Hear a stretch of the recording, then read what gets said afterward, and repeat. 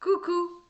Je ne sais pas quand est-ce que tu vas écouter cette vidéo-là, mais présentement, on est dans un peu avant les fêtes et je vois, c'est pas ma période préférée, le temps des fêtes. Pourtant, j'aime ça voir les gens, j'aime ça les décorations de Noël, mais j'ai un gros problème avec les cadeaux de Noël.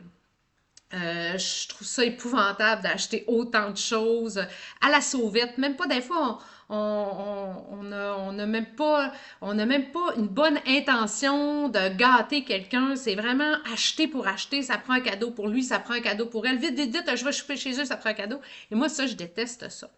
Puis ça m'a toujours stressé beaucoup le temps des fêtes. Fait que, puis je suis pas du genre comme à commencer. Il y en a qui sont super bien faites. Là, ils commencent au mois de septembre à acheter des cadeaux, puis à remplir les bas de Noël des enfants. Moi, c'est pas mon genre. Fait que ça m'a toujours beaucoup stressé le temps des fêtes pour ça. Être sûr de trouver le bon cadeau, puis acheter la bonne affaire, puis pas acheter pour rien. Ce qui fait que présentement, j'ai un cercle assez réduit de gens à qui je fais des cadeaux. Et je préfère faire des cadeaux quand c'est l'anniversaire des gens, puis ou quand c'est pas des occasions spéciales, parce qu'il y a plus d'espace pour les magasiner, puis pour prendre le temps de choisir ou être à l'écoute des gens puis entendre ah il aimerait savoir ça, je vais aller l'acheter ou ah elle me parlait de ça, je vais l'écrire puis à sa fête je vais l'acheter. Fait que le temps des fêtes, déjà là les cadeaux, ça me stresse. Deuxième des choses, ça me montre encore plus la surconsommation. Puis les derniers mois, j'ai beaucoup réfléchi. En fait, plus l'année passée, quand j'ai commencé mon entreprise, puis que je me suis ramassée dans une situation financière assez précaire, bien, l'année passée, j'ai beaucoup réfléchi à ça, à ma consommation. En fait, j'ai développé une conscience à ma consommation, pas pour me priver, mais de voir que je faisais des choix pour assumer le choix que j'avais fait d'être à mon compte. Donc, mais en même temps, ce que ça l'a fait, c'est que c'est venu mettre beaucoup plus de conscience dans ma consommation. Et je me suis rendu compte que j'avais des patterns de consommation, puis que souvent, me remplir un panier la vie en rose, ça me répondait ça m'aidait à répondre à une satisfaction, mais que finalement, peser sur une terre puis remplir ma carte de crédit, ben ça me donnait pas de satisfaction. fait que fait que c'est ça. J'ai développé là, ce mécanisme-là d'être beaucoup plus consciente de mes achats, d'être beaucoup plus consciente de ma consommation, ce qui m'a permis de voir pourquoi je consommais souvent, à quel moment je consommais, puis qu'est-ce que ça provoquait en moi, la consommation. Puis, dans le temps des fêtes, on le voit beaucoup. On dirait que les gens se permettent plus parce que ah, c'est Noël, il faut bien que j'achète des cadeaux. Ah, c'est Noël, il faut bien que j'achète de la bouffe. Ah, c'est Noël, il faut bien que je remplisse mon panier de la SAQ. Ah, c'est Noël. Il y a tout le temps une bonne raison. Fait que c'est comme si on n'était plus en conscience de nos dépenses. Puis on allait vraiment, on mettait tout sur le dos de on n'a pas le choix, il faut gâter notre famille pour s'ils veulent leur montrer qu'on les aime. Bref, la consommation, en tout cas des 2 dernières années, j'ai beaucoup fait attention à ma consommation, mais ça m'a aussi montré que souvent j'avais consommé, puis peut-être que tu vis ça aussi, j'ai consommé pour calmer quelque chose, pour me faire à croire que ça me donnerait du bonheur. Ah, quand je vais avoir ça, je vais être plus heureuse. Ah, quand je vais avoir ma maison toute seule, je vais être plus heureuse. Ah, si j'achetais ce beau cadre-là avec des cœurs, je vais être plus heureuse. Ah, si j'avais mon beau divan gris, non, il me semble que je serais plus heureuse. Puis là, ça arrête pas. Ça arrête pas jamais. Parce que oui, sur le coup, ça calme, ça rend heureux. Mais si on n'a pas, si on n'est pas vraiment en conscience de oui, je l'achète parce que j'ai besoin d'un divan neuf, j'ai envie que ce soit beau, si on ne pousse pas plus loin notre besoin d'avoir cette chose-là, mais ça ne satisfait pas longtemps. Puis autour de moi, ce que je vois plus en plus, peut-être parce que moi je fais de l'introspection par rapport à ça, c'est que les gens consomment vraiment pour calmer quelque chose, puis pour se remplir, en pensant qu'en ayant ça, c'est... Et pourtant, c'est tellement vide. C'est... En fait, on se remplit pas, on se vide. On se vide d'avoir consommé, on se vide en ayant d'énergie, en passant notre énergie en ayant beaucoup de culpabilité parce que soit qu'on n'a pas nécessairement l'argent, puis soit que ça rentre pas du tout dans notre budget. Fait que surconsommer, ça calme rien. Au contraire, ça stresse énormément. Puis, ça fait juste passer du temps. Tu sais, c'est comme si on avait tellement peur d'aller à l'intérieur de nous pour voir qu'est-ce qu'il y a en arrière de ce désir-là, de ce besoin-là, que ah, ça me le prend, ça me le prend. Ah, tu sais, des phrases clichés, là, j'en ai besoin. Je le mérite. Ça fait tellement longtemps que j'ai pas acheté. Je peux bien je peux bien faire ça pour moi, me mettre en priorité, à moi de moi. Tout ça, c'est toutes des bonnes raisons. Mais est-ce qu'au fin fond, est-ce que c'est vraiment de ça qu'on a besoin d'acheter, de se procurer quelque chose de nouveau, ou si on n'a pas plus besoin de prendre du temps pour soi? Si on n'a pas plus besoin d'aller voir les gens qu'on aime, si on n'a pas plus besoin d'aller se promener en nature, si on n'a pas plus besoin de juste voir qu'est-ce qui nous stresse, puis pourquoi on n'a pas envie de calmer ça, pourquoi on n'a pas envie d'aller voir au fin fond, c'est quoi toute cette surcharge-là là, qu'on pense qu'il va être calmé en achetant quelque chose ou en consommant quelque chose. Moi, en fait, ce que je me suis rendu compte, peut-être que tu le vis aussi, c'est que ça me créait beaucoup d'insatisfaction. Beaucoup, beaucoup. Puis je me suis donné des mécanismes justement pour moins acheter. Je ne dis même pas consommer, c'est de l'achetage. Parce que, ben, de un, c'est à cause du stress, à cause des finances. Mais de deux aussi, c'est que ça me stresse d'avoir la maison pleine ou le garde-robe plein ou le tiroir plein ou le char plein de cossins, ça me stresse, j'aime pas ça. Fait que il y a plusieurs années, je me suis donné une règle, c'est qu'à chaque fois que je rentre quelque chose, c'est parce qu'il y a quelque chose qui doit sortir. Fait que quand mes vêtements, si je veux m'acheter des nouveaux vêtements, c'est parce que j'en ai trop. Fait que je donne des vieux vêtements pour pouvoir en rentrer des nouveaux. Si je veux rentrer un meuble, ben à moins que ce soit, tu sais, à moins que ce soit quelque chose vraiment, là, que tu viens d'emménager puis tu as de l'espace vide chez vous, là, mais dans la majorité du temps, non. Si je rentre un meuble neuf, ben il faut que j'en sorte un. Puis je le sors pas en le jetant aux poubelles ou en allant le mener à l'éco-centre là, ou au vidange. Vraiment, je le mets je le mets à la disposition d'autres personnes. Je le donne, je le vends, je fais rouler l'énergie plutôt que m'en débarrasser carrément ou le garder puis qui surcharge mon environnement.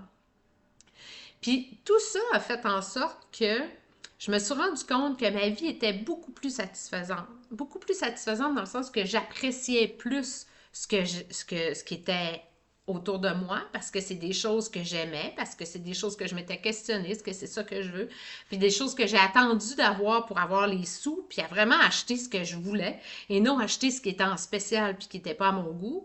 Vraiment être en conscience de pourquoi je veux cette chose-là. Est-ce que j'en ai vraiment besoin? Parce que si tu n'as pas lu le livre de Pierre-Yves McSween, est-ce que j'en ai vraiment besoin? Je te le suggère. D'ailleurs, c'est mon fils qui est en train de le lire. Mais c'est vraiment ça. Est-ce que j'en ai vraiment besoin? Tu te dis oui. Bon, maintenant, comment je vais fonctionner pour l'acheter? Puis en quoi il ne sera pas en surcharge dans mon environnement? Tu sais, si je veux un divan neuf, je ne mettrai pas deux divans dans mon salon. Fait que tout ça fait en sorte que tout est plus en conscience, puis tout fait plus de sens aussi dans mon quotidien, puis dans comment les choses sont placées autour de moi. Puis je te dirais que justement, cette année-là où j'ai démarré à mon compte, cette année-là, lors de l'année, je ne le disais pas, maintenant je peux le dire. En fait, quand mon emploi s'est terminé, mon emploi de directrice générale, j'avais un salaire de 90 000. Ma première année d'entrepreneuriat, j'avais une subvention pour travailleurs autonomes, une chance. Puis, j'ai fait quelques contrats, mais j'ai fait une année à 33 000 Donc, je suis passée de 90 000 à 33 000 Fait que, veux pas, la vie, même si j'avais déjà je m'étais déjà questionnée sur la surconsommation, puis j'avais déjà des mécanismes de ne pas surcharger mon environnement, je peux te dire que là, durant cette année-là, l'année 2023, il a vraiment fallu que la vie m'a vraiment dit, là, tu n'as pas le choix. Il faut que tu sois en conscience dans tes finances, puis il faut que tu sois en conscience dans comment tu dépenses. Parce que là, c'était ma survie. Puis je voulais garder ma maison, je voulais garder ce que j'avais déjà. Fait que, il a fallu que je me questionne par rapport à ça. Puis en me questionnant par rapport à ça, ce que je me suis rendu compte, c'est que même si j'avais à me priver de certaines choses, ben, j'avais pas à me priver. Parce que tout le luxe que je consommais quand je gagnais beaucoup d'argent, moi j'appelle ça du luxe, même si c'était pas des bagues en diamant puis du linge Michael Kors ou des affaires comme ça. En fait, tout ce que je consommais C'était vraiment pour calmer quelque chose ou parce que j'avais une insatisfaction puis que je pensais que c'est parce qu'il me manquait de linge ou il me manquait de maquillage ou qu'il me manquait de voyage. Alors que cette année-là, où je gagnais 33 000 où j'ai eu presque 60 000 de différence entre 2022 puis 2023, j'ai jamais été autant satisfaite de ce que j'avais autour de moi. Oui, la vie était difficile parce que j'avais fait des choix, je sentais que c'était pas tout le monde qui était d'accord avec mes choix, je sentais que je manquais de support, que je manquais d'appui, c'est pas, tu sais, j'aurais eu besoin, c'est sûr que je suis pas le genre à demander de l'aide non plus, puis à exprimer trop par rapport à ça, mais dans le day-to-day, là, quand moi je regardais ma vie, j'étais extrêmement satisfaite. Satisfaite de construire le rythme de vie que je souhaitais, c'est-à-dire arrêter de courir comme une folle en travaillant des 10-15 heures par jour. Je me suis j'ai assumé mon choix courageux d'être à mon compte, d'avoir le rythme de vie que je souhaitais. Puis tranquillement, pas vite, en ayant confiance aussi, puis tranquillement, pas vite, en me disant, je vais vraiment prendre conscience de ce que je dépense pour m'assurer d'avoir ce que ça me prend minimalement, mais aussi m'assurer d'être satisfaite de ma vie. Puis, c'est sûr que je ne me suis pas rendue à devenir adepte de la simplicité volontaire. Et je ne pense pas que je serai un jour adepte de la simplicité volontaire parce que j'aime les belles choses. J'aime quand les choses me procurent du plaisir. J'aime être entourée de beau. Donc, c'est important pour moi. Mais de m'en priver pendant une année, puis même encore présentement, tu sais, là, il faut que l'année 2024 a permis de restabiliser l'année 2023, qui m'avait comme, squeezé un peu. Mais ça m'a vraiment permis de prendre conscience que je pouvais être heureuse sans dépenser continuellement, sans compter. Parce que là, c'est différent. Il faut que je prévoie les choses, puis je ne sais jamais d'un contrat à l'autre il va y avoir de l'argent disponible. Donc, je réfléchis les choses autrement. Puis c'est bien que ça me soit arrivé. Parce que quand on est à notre compte ou quand on est salarié, c'est complètement différent. Mais en même temps, être en conscience puis de choisir, c'est vraiment satisfaisant. Peu importe ce qu'on choisit, tu sais, moi je te parle de mon modèle à moi, mais ça se peut que ça soit pas un modèle qui te convienne. Ça se peut que toi, tu aies besoin d'avoir des vêtements neufs à toutes les saisons, d'avoir des souliers super mode, d'aller chez la coiffeuse à toutes les semaines, d'aller chez l'esthéticienne à toutes les 2 semaines. C'est correct, c'est parfait comme ça si c'est ça que tu as besoin. Puis si c'est ça que tu consommes, ben d'être juste en conscience. Que tu gagnes 150 000 par année, que tu gagnes 25 000 par année, être en conscience de ce qu'on consomme et faire les bons choix aussi, les choix qui nous satisfont. Moi, il y avait 2 choses que je ne voulais absolument pas renoncer pendant que mon année un peu plus brutale financièrement.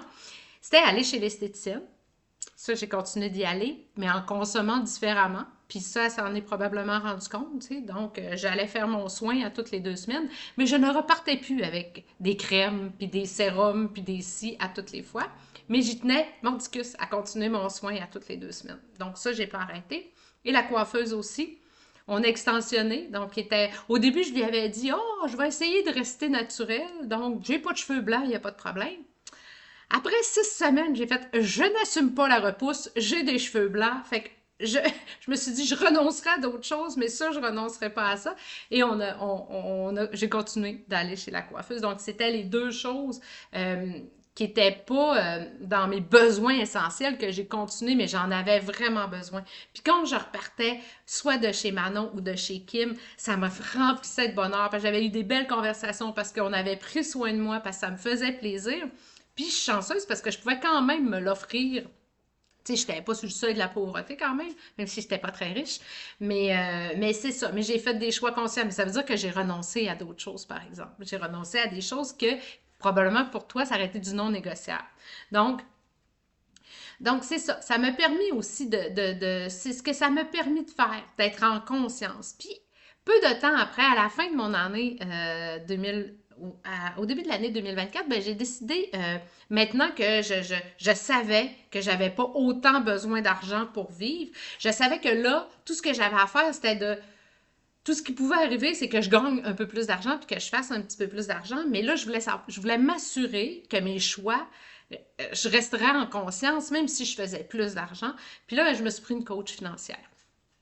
Je me suis pris une coach qui est Marie Charon, de l'autre façon, qui est sur le web. C'est une femme hallucinante. Je conseille à tout le monde d'avoir quelqu'un qui se faire accompagner. Tu sais, si ta relation avec l'argent n'est pas super, je le conseille vraiment. C'est vraiment, ça a vraiment été un game changer pour moi. Ça a vraiment permis de mieux asseoir ce que je voulais dans la vie et de comprendre plusieurs mécanismes au niveau de la finance aussi et de comprendre mes mécanismes au niveau de la finance. Puis les finances, c'est pas juste l'argent. C'est pas juste l'argent qui rentre, l'argent qui sort, mais c'est tous les choix de notre vie. Donc, ce que ça m'a appris le plus, c'est encore ça aussi. Fait que cette année, c'est ça que j'ai fait aussi. Oui, j'ai eu plus d'argent qui est rentré, beaucoup plus d'argent qui est rentré que l'année passée, mais je suis restée en conscience dans mes choix. Puis quand des fois, je fais des petites chires, j'appelle ça des chires, ben je me pardonne. Premièrement, parce que je suis en train d'apprendre, mais je veux vraiment questionner mes choix puis être en conscience. Puis je sais qu'un jour, je vais en générer beaucoup, beaucoup d'argent. Puis je veux en générer beaucoup parce que mon but, c'est que je suis convaincue que si les bonnes personnes qui ont à cœur le bien-être des autres génèrent beaucoup d'argent, ils vont pouvoir utiliser cet argent-là pour le bien-être des autres. Je ne veux pas donner de l'argent à tout le monde, puis je ne veux pas que les gens commencent à me demander de l'argent pour rien, mais je veux contribuer. Je veux contribuer en payant des projets de recherche, je veux contribuer en payant des projets de documentaires, je veux contribuer en donnant des sous à des gens qui sont vraiment mal pris pour des projets qui leur tiennent vraiment à cœur. Puis, j'avais besoin pour ça de comprendre mon mécanisme par rapport à l'argent, être plus consciente de mes dépenses parce que je suis convaincue que j'ai assez grand cœur, pas de rancœur. J'ai assez un grand cœur pour pouvoir en donner, mais je devais d'abord et avant tout construire mes mécanismes pour des mécanismes sains par rapport à l'argent. Donc, fait que c'est ça. Fait que c'est là-dedans que ça me ramène le temps des fêtes. Ça me ramène à cette surconsommation-là. Ça me donne un peu mal à la tête. Tu sais, je vais dans les magasins là, ces temps-ci, là, puis j'ai même le goût, moi aussi, des fois, là, de partir vite, vite. Ah, c'est pas grave, c'est le temps des fêtes. Mais je me tiens loin de ça, tu sais, je me tiens loin, j'essaie de choisir un magasin à la fois, de choisir des magasins, des produits québécois aussi, de choisir des produits locaux, d'abord et avant tout, après ça québécois. J'évite à tout prix de commander sur Amazon. En fait, je n'ai pas commandé sur Amazon pour cette année. Même si c'est moins cher, puis je comprends, souvent on a moins de sous, puis on veut gâter nos gens, faire des choix différents. Parce que quand tu commandes sur Amazon, puis que ça respecte pas tes valeurs, tu sais, moi, je veux que ça respecte mes valeurs. Fait que j'ai envie avec, tu sais, comme je dépense moins, ce que je veux le dépenser pour que ça ait une contribution aussi, une répercussion sur le bien-être de tout le monde. Fait que quand on t'achète dans un commerce québécois ou local en premier, puis après ça, tu vas dans ta région, puis après ça, tu vas au Québec, bien, minimalement, tu contribues. Tu prends tes sous, puis tu contribues à encourager une autre personne, mais aussi à encourager à développer notre économie puis à faire en sorte qu'on ait une économie plus forte. Fait que c'est tous ces mécanismes-là qui ont fait en sorte que j'ai beaucoup, beaucoup réfléchi à ça, ma consommation, puis être beaucoup plus... Quand on est en conscience, de toute façon, c'est ça. Fait que c'est tous ces mécanismes-là. Puis de voir le pouvoir qu'on a en prenant notre 20$ pour acheter un savon puis une chandelle au Québec, plutôt que prendre notre 20$ puis commander 66 chandelles sur Amazon qui viennent d'on sait pas où, faites par on sait pas quel enfant qui a été maltraité, pas maltraité, mais abusé, non. Dans des conditions de travail qui n'ont pas d'allure. Fait que, oui, t'en as plus, mais qu'est-ce que t'as fait comme contribution avec ton 20$? Pas certaine que si tu t'arrêtes à y penser, c'est quelque chose qui te fait plaisir. Fait que c'est là-dedans que je voulais t'amener la surconsommation, réfléchir, être en conscience. Je sais pas toi comment tu vis ça. Je m'excuse, là, tu sais, il est pas reposant, là. Il jappe. mais c'est ça, c'est là-dedans que je voulais t'amener dans la période des fêtes, à voir comment tu te sens par rapport à ça, puis toi, comment tu les vis, tes achats, tes dépenses. Puis est-ce que c'est une dépense quand on contribue justement à 20 pièces? Quand on prend un 20 pièces pour le mettre sur des produits québécois, est-ce que c'est une dépense ou c'est une contribution? Déjà là, la conscience est différente. Déjà là, le geste de consommer est différent. Donc, fait que c'est ça. C'est là-dessus que j'avais envie de t'amener. C'est quelque chose qui me fait beaucoup réfléchir ces temps-ci. C'est une manière complètement différente que j'ai de parler de, de consommation. Mais c'est ça, je me suis rendu compte que l'argent avait plus que le pouvoir de calmer des désirs. Il y avait un pouvoir de contribution aussi. Puis, puis tu sais, le temps des fêtes, tout ça est venu comme se mêler. Fait que sur ça, ben, je te souhaite une merveilleuse période des fêtes. Si tu l'écoutes après les fêtes, je te souhaite une merveilleuse année 2025. Puis si on est en 2026, ben, je te souhaite une magnifique journée neuve. Fait que sur ça, merci beaucoup de ton écoute. Puis oublie pas, si tu veux, me donner tes commentaires par rapport à ça sur mon Messenger, sur mon compte Instagram, Cathy Fortin. Merci, bye bye.